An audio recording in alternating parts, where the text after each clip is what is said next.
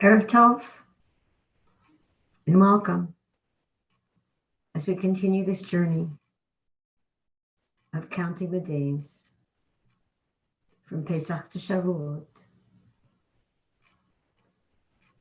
from the first grains to the first fruits, from the liberation from Mitzrayim, from the narrow place, journeying into Midbar, into the expanse, into the wilderness for revelation. But as we do, we take each day at a time. And so let's take our breaths,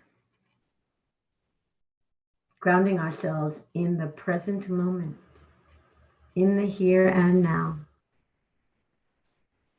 because that's where we are. We set ourselves here as we prepare to count.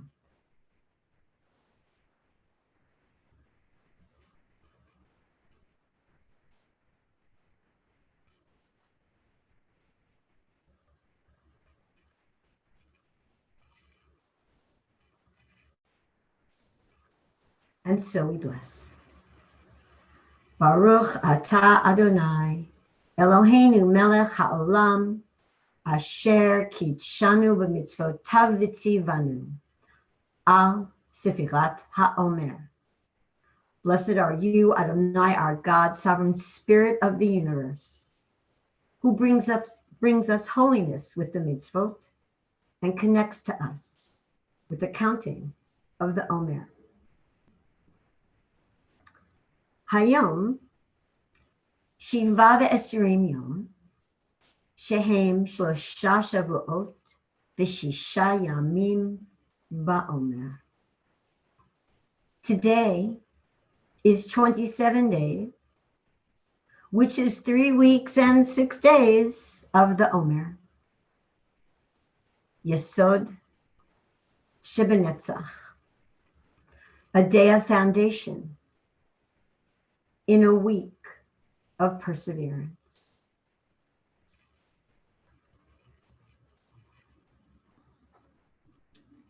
So this is the first time in our count that these two sefirot, these two intentions have met.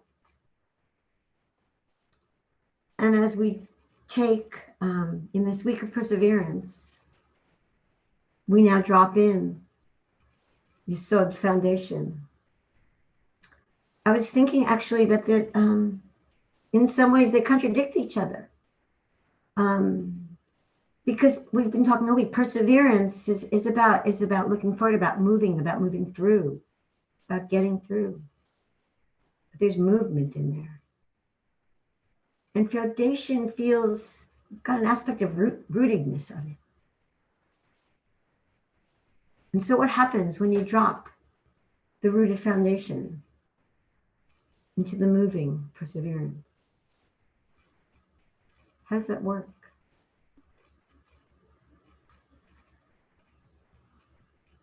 Well, for this year, I was thinking, we talked last week, I was thinking of, I talked about the midrash of the shards of the tablets, of the first set of tablets that Moses destroyed when he saw the Israelites at the worshiping the golden calf, to put that in a nutshell. The midrash says that we carried those broken shards with us. That story and that image has really resonated with me. Of we take even with the ones that were whole. And this past week, on this day of strength in the week of perseverance, I talked about how the rituals and the traditions that we have are the ones that give us that strength to keep moving on, that give us that structure, that give us something that we can hold on to as we're moving. But those traditions only held us because we allowed them to. They persevered with us. One could say, and I know this could be argued, but one could say we didn't really add or subtract, we adapted. And that's the brilliance of the ancient sages, the rabbis, as I keep saying, who had to adapt what was happening with this group of people and their spiritual pursuits and how they lived and how they interacted and how they lived in this world when everything that their world was based on was crumbled and thrown away. But the rabbis didn't erase any of that. They've acknowledged it. What they could keep whole, they did. What they had to adapt to make it work for the new world, they did that too.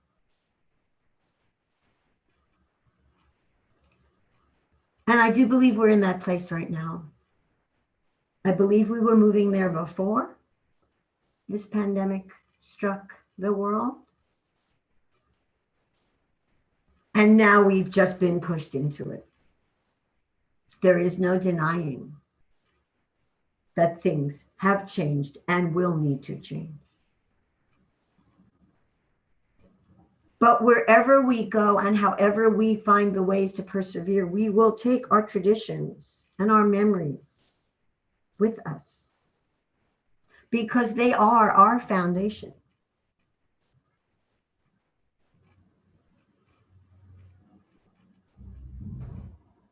Because after all,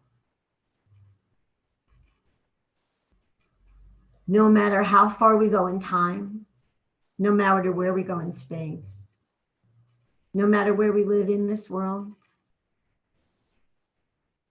the Torah says we were all at Sinai.